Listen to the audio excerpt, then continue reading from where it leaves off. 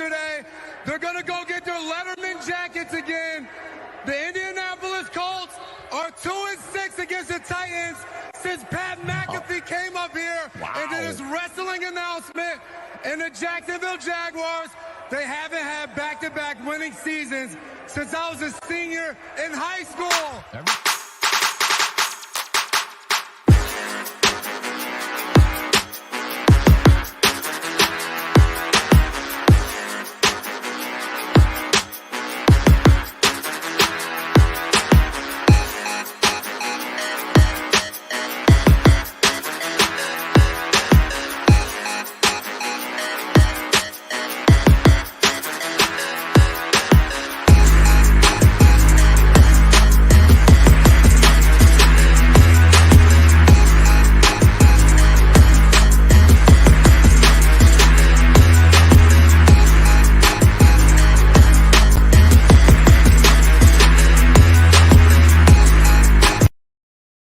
What's up, Titans fans, and welcome to another edition of the Titans Global Podcast. I'm your host, Maximus Titan Fan. I'm doing a little better this week. Thank you for asking. And as always, my buddy Link is with me. What's going on, guys? Good to see everybody. Last pregame show of the season. So, of course, we're still going to do a post-game, still going to have some off-season stuff. But it's been a long road to get here, and we've been here for every step. So make sure to like, make sure to comment, make sure to subscribe. We want to talk to you guys. This is your place to come every week and vent. So feel free to throw whatever at us, and we'll get through it together. That's right. And if you're not, check us out on YouTube. That's where we want you to follow us. It helps us a lot. Just hit that like button and that share button. Thanks a lot, guys. So this week, we're going to talk a little bit about the game, but really we're going to talk about other stuff. But, whatever. We're going to talk about the game a little bit. Last game of the season, playing division opponents. Could be the first time we go winless in the division since 1982. That would stink. But at the same time, it would secure us a high draft pick. So not rooting for us to lose. I'm just saying it's a win-win situation. Either we win the game or we win a good pick. Yeah, like you said, win-win situation. You can still play spoiler. I mean, there's still something to play for this week. If you don't think the locker room is fired up to go play the Jags this coming Sunday, I mean, you're just flat wrong. If the Jags lose, you can correct me if I'm wrong, if the Jags lose the winner of the Saturday night game between the Texans and the Colts, they win the division. Am I correct in saying that? That is correct, yes. Okay, so you can go in, send the Jags home packing. I've seen a lot of videos where the Jags fans are flying into Nashville, screaming Duval on the plane. I mean, it would still be a pretty sweet thing to come out of Nissan with a win and upset the Jags. So still something to play for, and we're here for it. So we'll see what happens. Yeah, man, I'm optimistic as always, but at the same time, this season hasn't been great for optimism. That's true. I do think this game will feature one of our perennial players, Derrick Henry.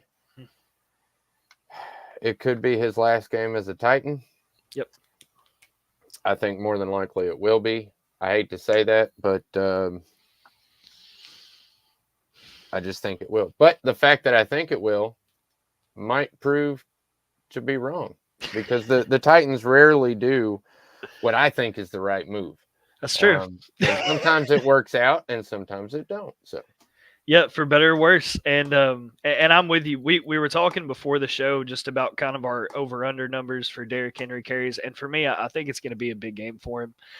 I wouldn't be surprised to see him get 25, 26 carries in this one, just because of the type of game it is. I feel like the game plan for the Titans is going to be pretty simple this week. I say that. It's going to be one of two things. It's either going to be super simplified, where it's just come out, run the ball, run the clock, or they're just going to pull out all the stops. I think it could go either way, but I lean more towards just a very, very heavy dose of Derrick Henry coming into this one. I feel like he's going to get his stats padded a little bit. Feel like there's going to be a big ovation for him after the game. This just feels like kind of a going away party for him. And I wish him the best if he does go somewhere else. But I want to see him go out with a bang if it is his last one. I agree. I think it'll really depend on how the game is going as to how many carries he gets. Because I think, honestly, Mike Vrabel just wants to win at all costs, no matter What he what. said. So my over-under for him is a little bit lower. I think it's somewhere around 16, 17 carries. Just because I think we're going to be pulling out all the stops to be trying to win this game. Yeah. And unless he's just hot, unless he comes out busting 5 and 7 yard runs, which he might, I think they're going to kind of slack off on him. I don't know. Yeah, and I saw the comment section again. I'm not saying he's going to have a 200-yard game. I just said I expect a high amount of carries. I still don't think the O-line is any more improved than it was a week ago, or at the start of the season, for that matter. I don't see a 200-yard rushing game, but I see a lot of carries. So we'll see. We'll see. Yeah, man. Yeah, our offensive line is terrible. Yeah. There's no way around that. And we're going to talk about maybe some fixes for that later. But right now I want to talk about Derrick Henry, and I want to ask a question. Mm-hmm. And I hope some other people answer me on this, but is Derrick Henry the best running back we've ever had in our franchise? And for me, there's only one other running back that would challenge him for that in my book, and that would be Earl Campbell. Yep. But I don't know. That's really, because I don't know that Earl Campbell would do well in our game today. That's true. I think for the type of running back he is, I would say yes. In this day and age, with the way the NFL is built, I do think he has that advantage. Of course, you go back to Eddie George, you go back to CJ2K. It's just they were different types of runners, but I think for what Derrick Henry is and what he's been able to accomplish, I think he's definitely got to be at the top of the list. Yeah, I agree. I mean, the dude has just been a wrecking ball, and he's willed us to wins. Yeah, for a couple seasons there. Yep. So just to go over some of his career stats, he's played with us since 2016 to 2023. He's played in 18 games. He started 87. He has 2,011 attempts, 9,349 yards, 89 touchdowns, 461 first downs, 99-yard long, which is an NFL record, tied. Yeah. 4.6 yard average for his career. Yeah. Jeez, that's crazy. That's still success. 79.2 yards a game for his career. Again, wow. 155 receptions for 1,458 yards, 3 touchdowns, 17 fumbles over the entire career. 2,011 attempts, 17 fumbles. Yep. Again, amazing stats. And passing, he's 7 of 9 for 37 yards and 4 touchdowns. That's just crazy. I was going to say, if y'all were keeping count, that's 96 total touchdowns he's made for the Titans franchise. Yep. Yeah, and you got to remember, too, the first 2 years basically didn't even count. I mean, he came in. How many starts did he have in the first 2 years? 2 starts in the first. 2 starts each year. Right. So I mean, it's just add on 2 more years to that, and we're having a completely different conversation of this dude going to the Hall of Fame, which he still might. But we're having a Hall of Fame conversation right now if he's able to do this for 2 more years at the start of his career. That's just insane to me. So what he's been able to do, and the way that they've utilized him up to this point. This is the first season I felt like there's just been kind of zero success, and it still wasn't a bad season for him. It just goes to show you kind of how Titans fans, what they've come to expect from the King. And when we don't see that, we think it's a down year. But compared to other running backs, I mean, he's still having a heck of a season. So I really appreciate what he's done for this organization. I I know that he's been happy here and he's made a lot of other people happy. And if he does go, like I said, I hate to see it, but you just going over those career stats, I mean, that means a lot. I mean, what he's been able to do here, it means a lot. It really does. And he's made other players better too. Yep. I mean, that, you've got to realize that too. I don't think DeMarco Murray, even though he was good, I don't think he would have been as good as he was there at the end of his career if he didn't come into camp and go, holy crap. Yeah. It's a mule. Yeah. But, all right. Man, So, if it is his last game, I hope he does have a great game. And I wish him all the best in his career. I hope he goes somewhere and wins a Super Bowl, to be honest with you. yeah. I mean, he deserves it. I mean, if any player on this roster right now deserves it, it's him, in my opinion. And to kind of transition just from that, and I don't want to spend a lot of time on him, but it looks like Tannehill is going to start again in this one. And he made a comment to the media saying, he spent 5 years of his life in this organization and he'd love to be able to leave it on a win. So he's pretty much telling everybody it's a foregone conclusion. He's not going to be here next year. Another guy that I kind of wish the best of luck to, and I hope he is able to go out on a successful note. But yeah, I mean, it kind of feels like we're coming to the end of an era with this Titans team, because we've, Vrabel came in and then you had the Tannehill and Henry kind of exploded on the scene. And it's sad, but I still like the direction that they're moving in. So to all the guys that have been able to help out Tannehill, Derrick Henry, I hope they're able to find success. Yeah, I mean, I don't know. I think Tannehill will probably retire. He might go to be a backup somewhere, but I don't know. He's getting up there in age. I think he doesn't want to really get hit anymore. So I think he's pretty much done after this year. The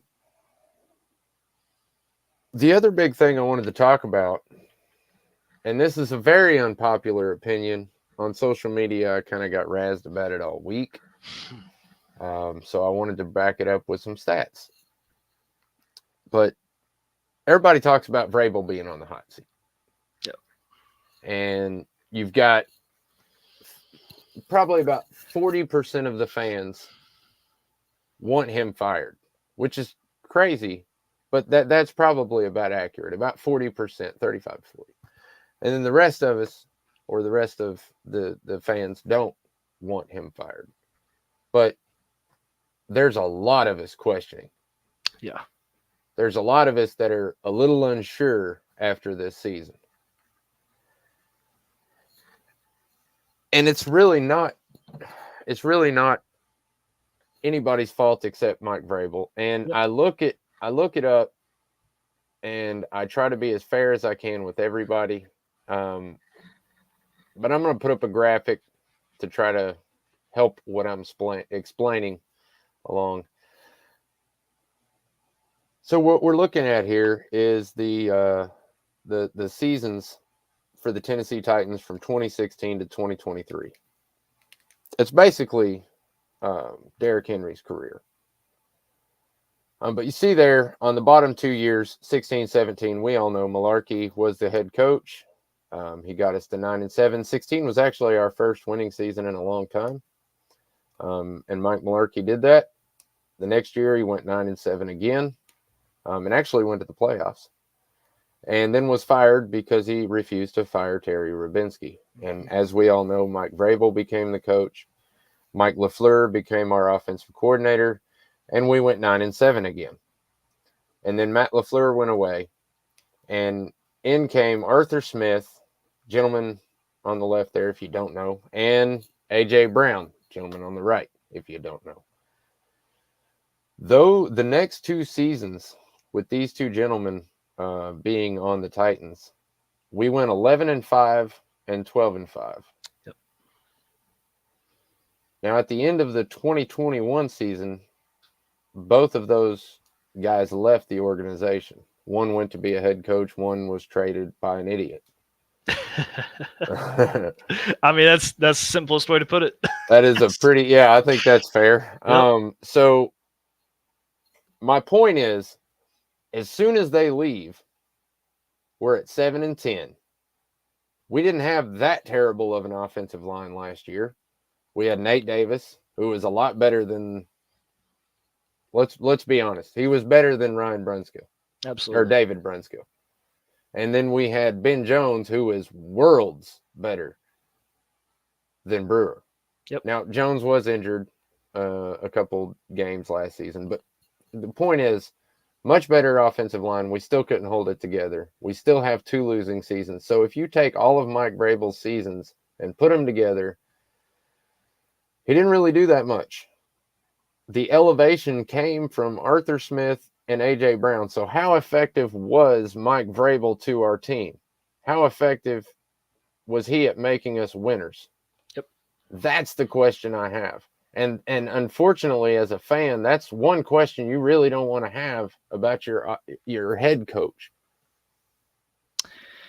Yeah, and to build on that, you see a complete flip in the point differential. It's almost as if once you lose the weapon you had in A.J. Brown, you just never really recovered from that. You never found, and I know that wasn't Mike Vrabel's decision, but as a head coach, your job is to make up for what you're lacking for. And it just doesn't seem like he's done that over the last 2 seasons.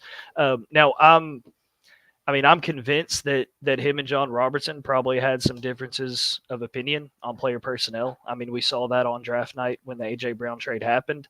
And I think him and Rand Carthon are on a much more similar page. But yeah, I mean, there's still questions. And going into this offseason, I don't think a firing comes immediately. I do think he's able to maintain his head coaching position going into next year, but I don't think he's got a full season next year. I know I've mentioned this before, but yeah, I think he's got maybe 6-7 games to get it worked out with some talent, and then be evaluated. And I feel like from the position that the front office carries right now with Amy Adams is, hey, one, she showed that she's not scared to fire people mid-season, and 2, she's not scared to waste a little bit of a season to figure out if she's got the right guy or not in the right position. If we have to go lose 4 games in a row to come out and start the 2024 campaign, she's willing to do that to say, okay, it's no longer working. Let's move on. But just to say, Vrabel's media conversation he had with Gentry, I think his last name is Estes, this week. I had to bring this up because this is what made Titans fans fall in love with Mike Vrabel, is just the grit, the dedication, the honesty. For him to go in there in front of the media, and I mean, it's being talked about everywhere, it effing sucks to lose. And I mean, that's just been the mantra of this team all season. They just haven't been able to figure it out, and it sucked. It sucked for the players. It sucked for the fans. It sucked for the coaching staff. It's just not been a good product that they've been able to put out. So I don't want to say he is safe, but I also think he's got a little bit of time to try to salvage his position with this franchise. Yeah, I totally agree. Except for I don't know. I'm so on the fence right now. I might change my mind in the off season, but I don't know. Looking at the stats, looking at what I'm looking at from the view I'm looking now, it's a little different. Yeah. And Cody brings up a good point here, that this mystery of most injuries in the NFL, almost, 3 years now of this injury plague, and what's up, dude? Yeah, I don't know, man. Vrabel just, I'm so, The one thing that gets me is I just haven't, so I think it was I believe it was the 2021 season when all the injuries were happening. And they went out, I think they went to Kansas City, and Malik Willis got the start, and they almost pulled that game out. And everybody was talking about how Mike Vrabel, how he just finds a way to win with his team. It doesn't matter who he's got. It doesn't matter who's in the game. He just finds a way to win.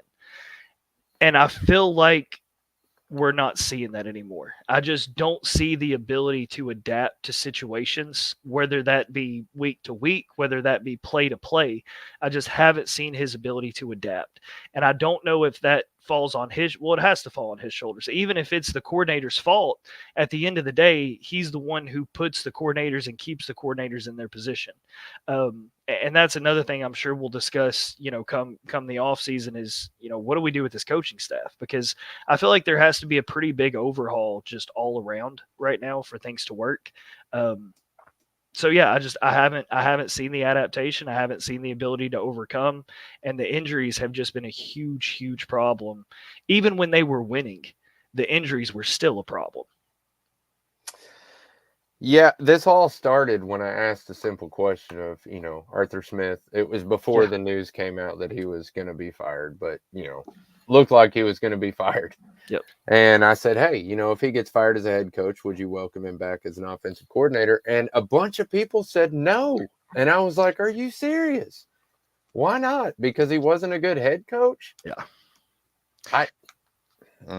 I mean, he had success here. Now, he had success with a different personnel, but I just he had the ability to mix it up, and I don't feel like we've seen that as much. We've seen some gadget plays work this year, but I haven't seen an unpredictable game plan since Arthur Smith left, if I'm being honest.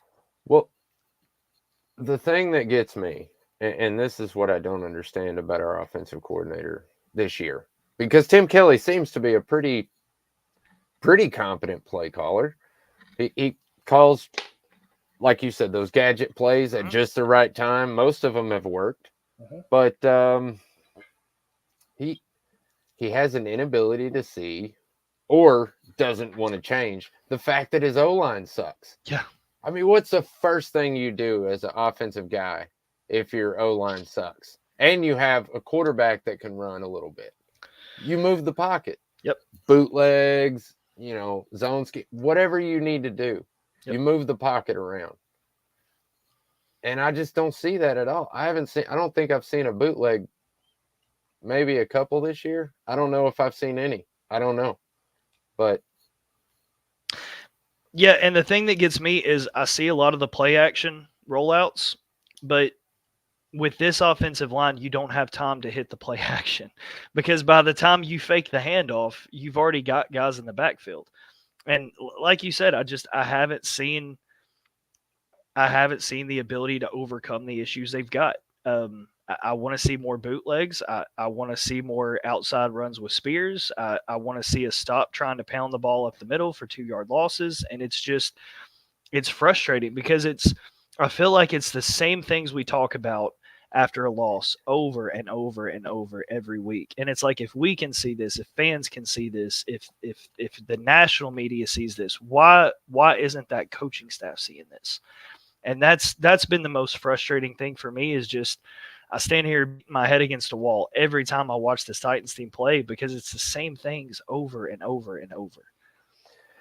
Yeah, it's extremely unfortunate, because it does seem like that. Even though we're not a completely different team, but we do look completely different than we did a year ago. Yeah. We had a lot of turnover on our roster. We still have a lot of turnover on our roster because of injuries. We have 17 players on IR or something like that. It's stupid. But I mean, that's part of it. And I'm not saying that Vrabel takes all the heat for this year. I know our roster sucks. I know we had injuries the last 2 years or 3, whatever. But again, just like he would say, next man up. Yeah. I'm sorry, but if you're not performing, next man up.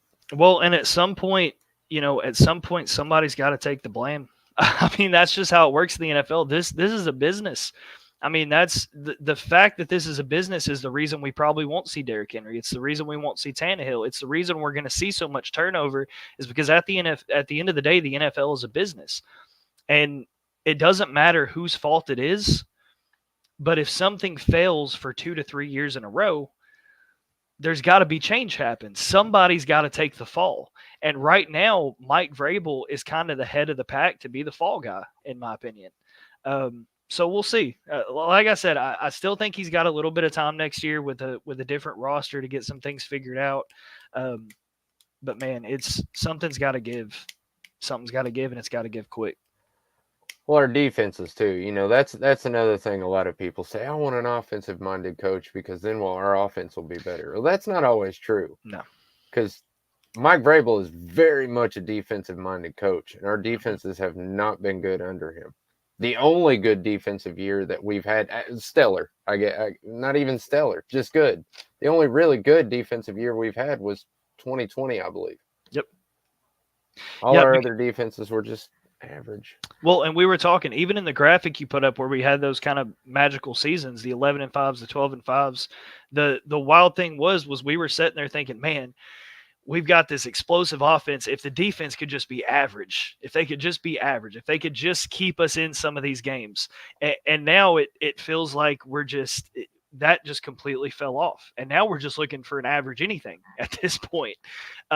But yeah, I mean, it kind of blows my mind because you always felt like with this team, there was just one small piece missing. And now we're at the point in the year and we're kind of at a crossroads because there's so many different pieces missing. And you got to go find and fill some of these positions. Yeah, and a lot of that is Robinson's fault. I mean, it is. Yep. Let's not ice over the fact that Mike Vrabel hasn't had a good first-round draft pick in a long time. I mean, besides Skoronski, it's been a minute since we've had anything decent from the first round.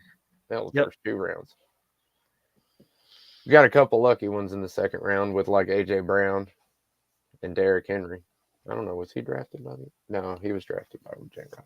But point is, J-Rob screwed us with the roster. But Mike Vrabel has to figure out, like you said, a way to win. I mean, you can figure it out with Josh Dobbs and no Derrick Henry and basically no defense. I mean, it's like 21 starters or something like that was out in that game you mentioned. And we still pulled it. I mean, we're right there, overtime.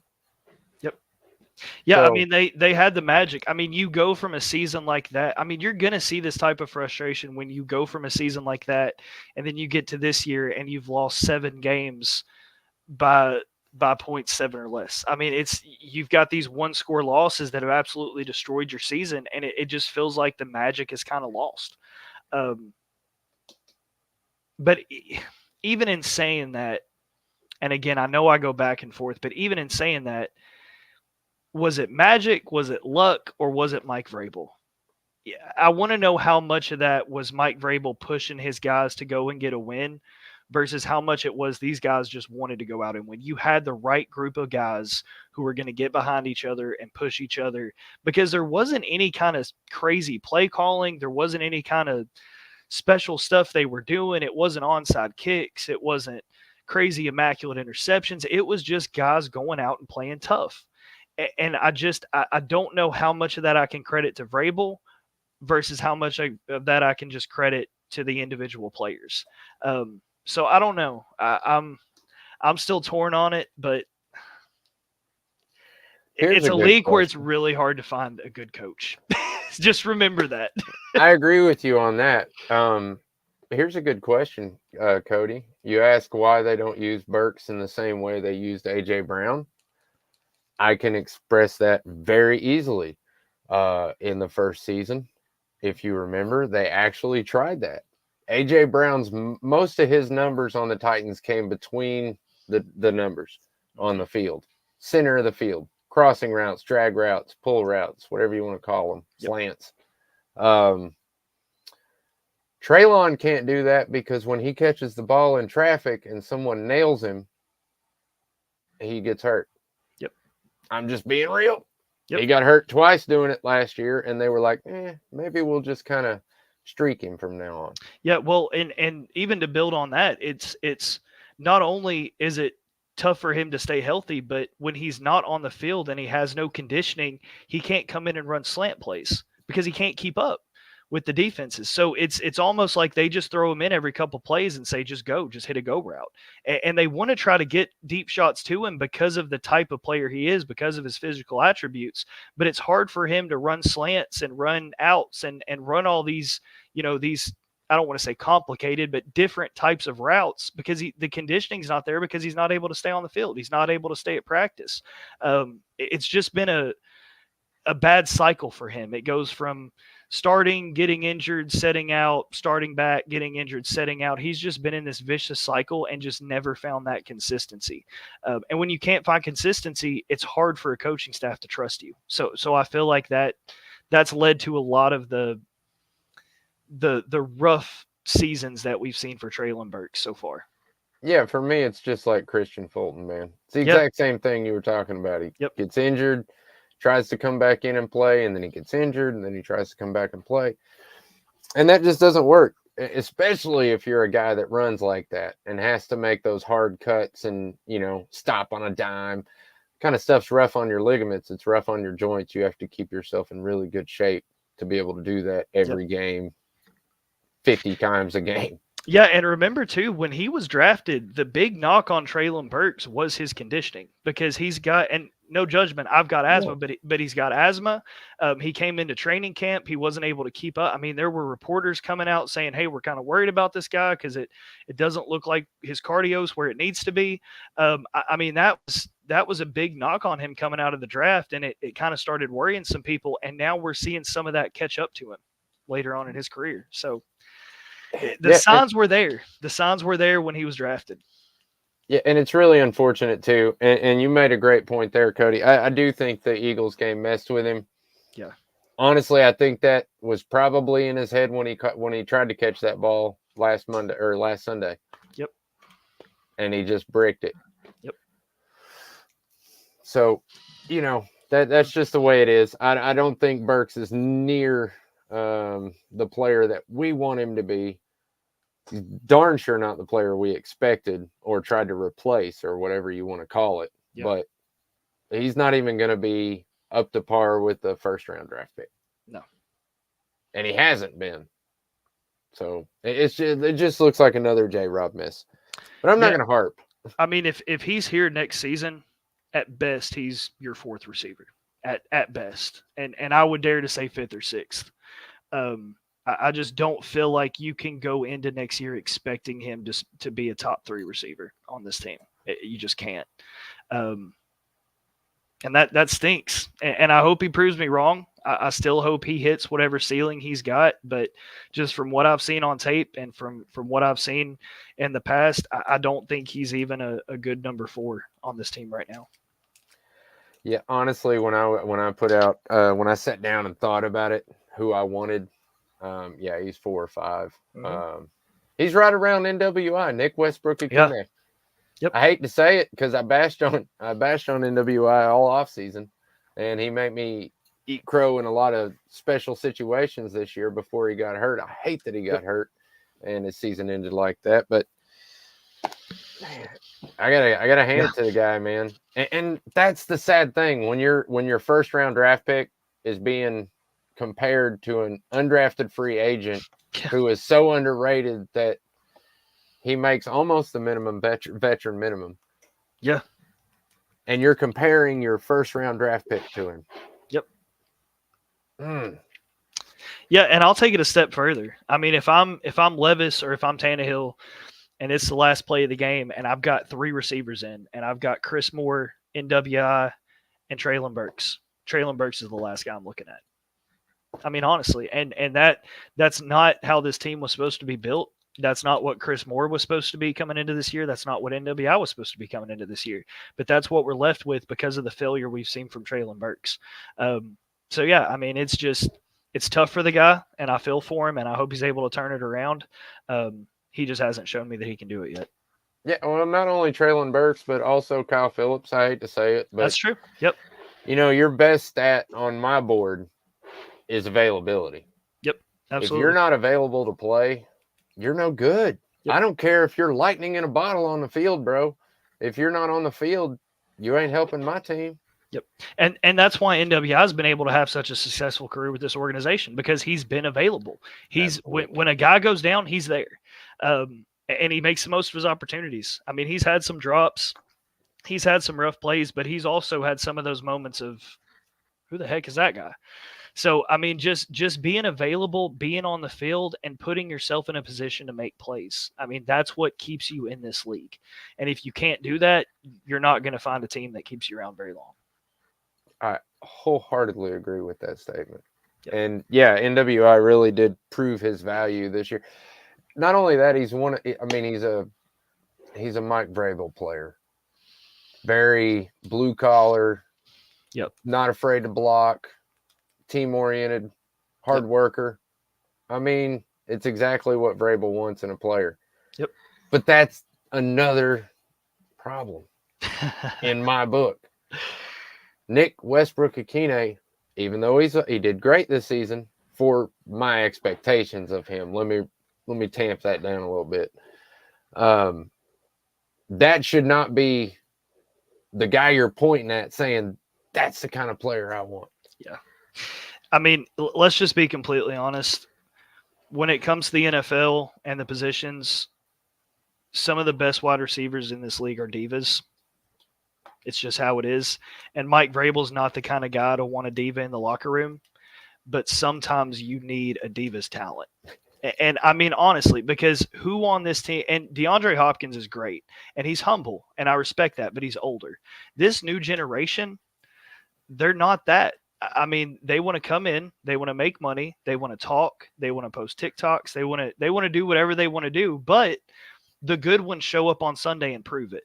And at some point, if you're Mike Vrabel, you're going to have to adapt to what the NFL is now, whether you agree with it or not, because I would probably agree with Vrabel on certain things and how people act these days. But at the end of the day, talent is talent. And if you want to win football games, you need talent. So yeah, it might be a situation where he has to kind of change his mentality on what his locker room, on what he wants his locker room to be. I know he's a player's coach, but he's old school. And I don't know if he's ever going to not be old school. So we'll see what the adaptation is, but you need talent, you need divas, you need whatever you can get at this point. I agree. We need something to propel us into just a better season, man. Yeah. A lot of people are telling me this year, imagine what Derrick Henry could have done behind a great line. And I say, yeah, that's a good point, and that's true. But imagine what Tajay Spears would be doing with a great line. Exactly. Imagine what Will Levis would be doing with a great line. If he had protection, like, I don't know, let's say Patrick Mahomes, or just about anybody in the NFL, if you ask me. But if he had good protection, man, Levis could be on another level. Yep. So, with that in question, everybody talks about Fashanu and Alt. Mm-hmm. But besides those two, what offensive lineman would you take? Ooh. If any.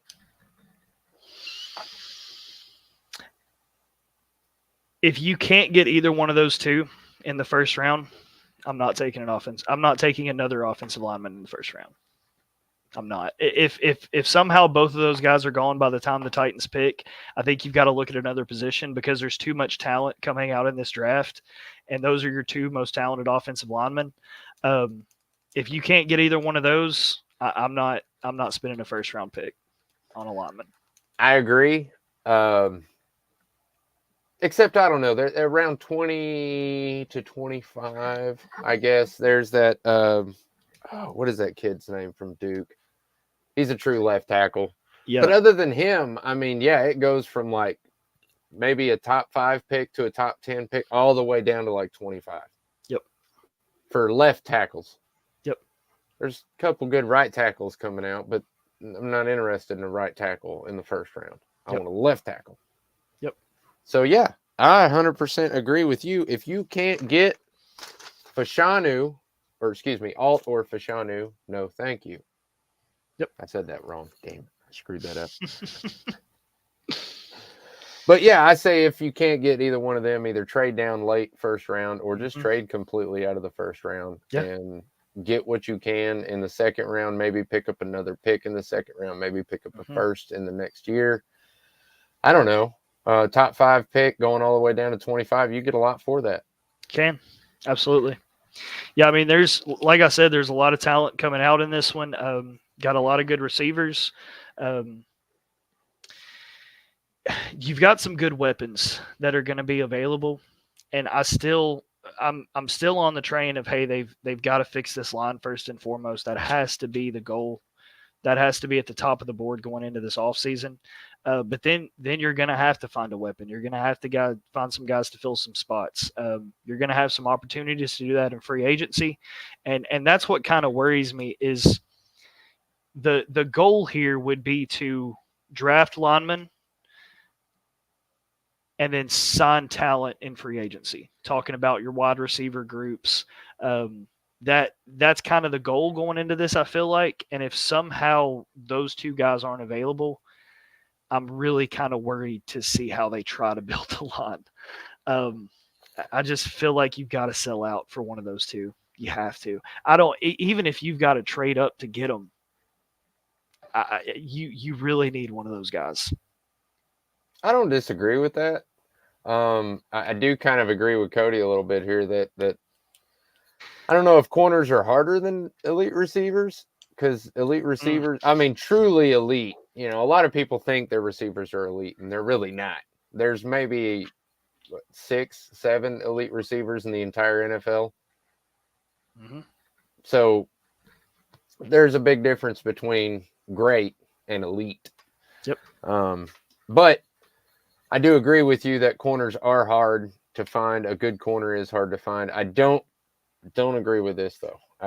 There has been some people saying that, and I just can't take a cornerback that high. I need my lineman, or I need to trade down and work on my future, which I think is the best thing to do for our franchise. So it has to be Alt or Fashanu for me, or like I said, trade down, trade out of the first round. Yep, I agree. Because and the reason I say that is your receivers are only as good as your quarterback, and your quarterback can only be as good as your offensive line. And it doesn't matter if you've got the 3 best receivers in the NFL. If you've got a quarterback who doesn't have longer than a second to throw, he's not completing passes to him.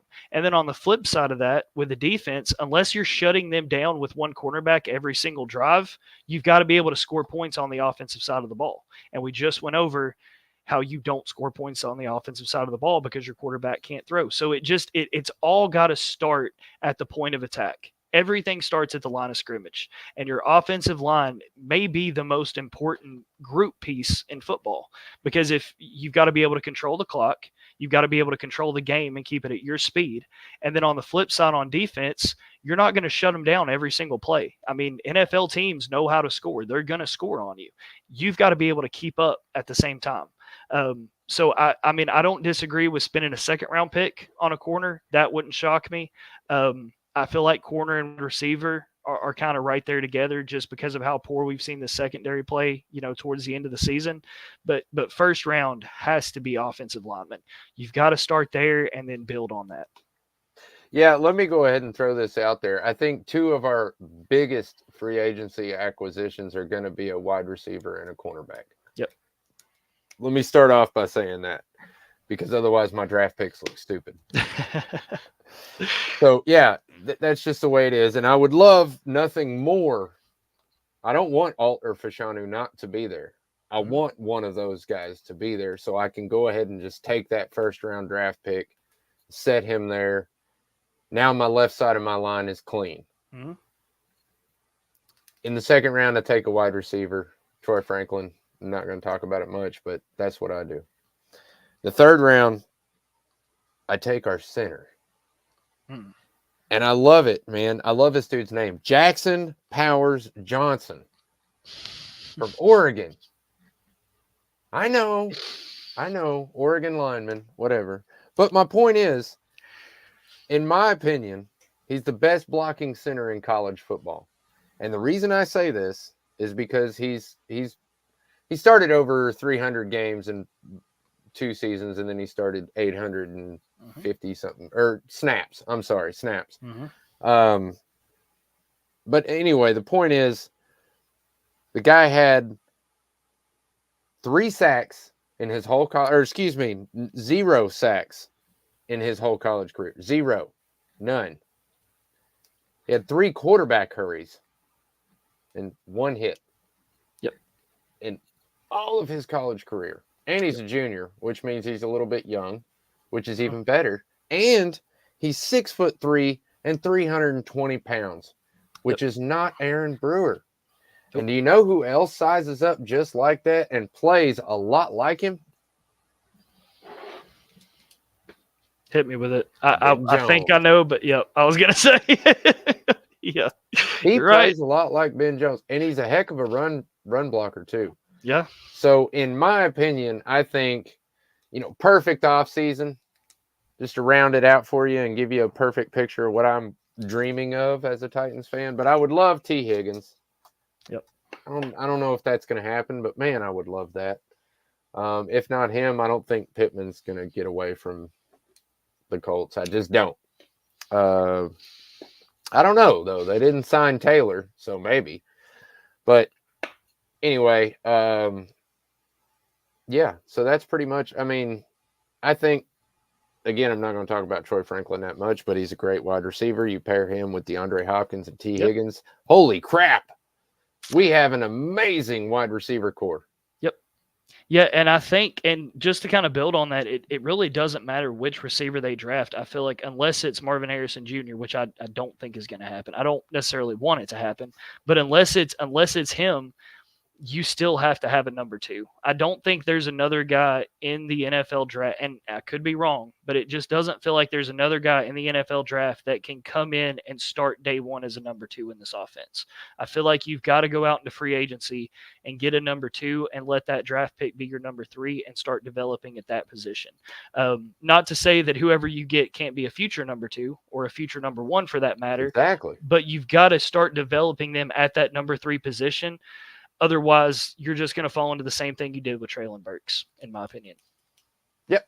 And obviously, I'd like to re-sign Sean Murphy-Bunting. Absolutely. I don't know if I mentioned that or not, but and we'll go over all our stuff Yep. at the end of the season.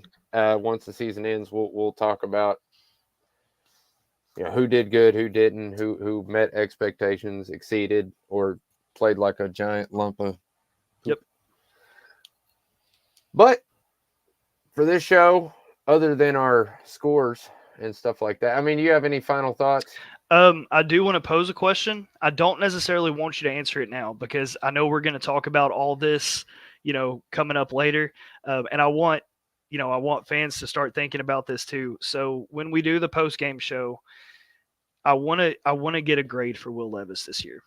I want to go back. I want to watch some tape. I want to go. I think Sharm's the one who posted it on Twitter, Yep. and it really got me thinking. And I've gone back and forth, and I'm going to have to do a little bit more research on it. But just start thinking about. I want to get. His season. He's listed as questionable this week, but I don't think there's a chance that he starts. They ruled him out. They did rule him out. Okay, They ruled him out. So I want to kind of get together. His season's over. I kind of want to get a grade scale for him. I want an A to F, and that's something we can talk about next week. Yeah, I was going to say that's definitely. We're definitely going to talk about him. And how can we not? Have to. He took over the starting job, and he's our future quarterback. Yep. Unquestioned at this point. Has to be. Yep. Yeah. Yeah. So as far as the game goes, Jacksonville. I don't know, man. Again, it's a win-win. If we win, if we don't, whatever. But if I'm being honest, I think this is another 3-point game that we're probably going to lose. This feels like a weird one for me. This is a weird team. Heck, the Jags are a weird team at this point. This just feels like a weird one for me. I don't think. Well, there's not a lot riding on this game for the Titans. Obviously, Jacksonville does have something to play for. but I feel like Tennessee can really play spoiler in this one. I just with the comments from Vrabel and with talking to the players, and I think Tannehill comes out and he wants to go out on a bang, and I think Tannehill wants to go out on a bang, and I think that this offensive line, they're playing for a job next year. I feel like they kind of find a way to make something happen. And I also feel like the defense plays a big role in this one. There's a few receivers that are possibly out for the Jags. I think Tennessee covers. They're a -4 or a +4 underdog. I'm going to go 17-13 Titans for the last game at Nissan Stadium this year. I think that's a pretty good score prediction. I think it'll be something close to that. I don't really think it'll be a huge high-scoring game. It might be. I could be wrong. It could be another I hope it's not another repeat of last week. I'll be pretty darn upset if we do. And I'll say this real quick. Last offseason, I took a lot of flack from Jaguar fans, which I didn't really think there was a whole lot of them out there, but apparently there is a lot more than I thought. They exist, people, believe it or not. Oh, my God. Every time I would post something about the Titans, these dudes had to come on there and tell me how they ruined the Titans' day last year by beating us. And I'm like, dude, come on, man. It was our third-string quarterback. And we got him like 2 weeks ago. What are you trying to prove here? And how sweet would it be to turn around and do the exact same thing to them this year? Yep. Especially since it doesn't mean nothing to us. All it means to us is ruining their day. Yep. And winning, because that is what this game is about. That's something I think a lot of people forget when they talk about, oh, let's tank for this guy or let's tank for that guy. You don't tank for people in the NFL. That's right. You win. And that's what Mike Vrabel was saying. Sucks to lose. Yeah. Absolutely does. Yeah. Nobody likes losing. Yep. All right. And I'll end on that. But, did you give a score? Did you give an actual prediction? What was I'm sorry. What was your I numbers? might not have. No, you're good. Mine was crap. What did I? 10-17. 10-17. Okay. Yeah, and I feel like if the Titans win this game, it's got to be a close one. I don't think they're going to pull away. But I'm with you. I think it could go one of two ways, and I think it's going to be a flip of the coin what we get. So it's the last one at Nissan. If y'all are able to show up. Again, it might be the last time you see Henry in a Titans uniform with the TriStars. Same thing for Tannehill. Fans are going to have to be there in this one. Like I said, there's been a lot of Twitter videos of Jacksonville fans already flying into Nashville, screaming Duval on the plane. If you can show up and just be loud, because it's going to take everybody in that stadium to pull this one out. Yeah, I agree. And that's one thing I didn't really mention is, yes, fans, please show up to this game. Make a lot of noise and just be downright, not rude, because we're Tennesseans. We're better than that. But just be Titans fans to the Jaguar fans. Give it a little bit back to them. That's right. That's right. So if you don't know by now, you should be ashamed of yourself. But you can follow us, Titans Global Podcast, pretty much anywhere you get your social media, Twitter, TikTok, Facebook, Instagram, all those cool places. YouTube, obviously, that's where we want you to go. If you want to follow me, Maximus Titan Fan, Twitter and Facebook, that's pretty much all I do. And if you want to follow my boy Link, tell him where to follow you at, bro. Absolutely. You can find me at Link Rogers on Facebook. You can also find me at Link Rogers on Twitter. Always love talking to you guys. I love the controversy. I love the questions. I'm excited to see what kind of arguments and thoughts we can have this offseason, because I know it's going to be two different sides. But, yeah, give me a shout, give me a follow, and love to touch base with you guys. Yeah, absolutely. Really quick before we go, I did want to say, you bring up a great point, man. The banter back and forth is why I do this, to be honest. I have some great conversations with people, and I actually have changed my mind a few times on the way I feel about things just because somebody brought up a good point to me. So don't be afraid to comment on my stuff. Tell me I'm completely wrong, and then show me how. I absolutely love it when people prove me wrong, especially when it's for something good. That's right. Last game, everybody. Last game of the 2023 season. We made it. Titans Global Podcast. Tighten up.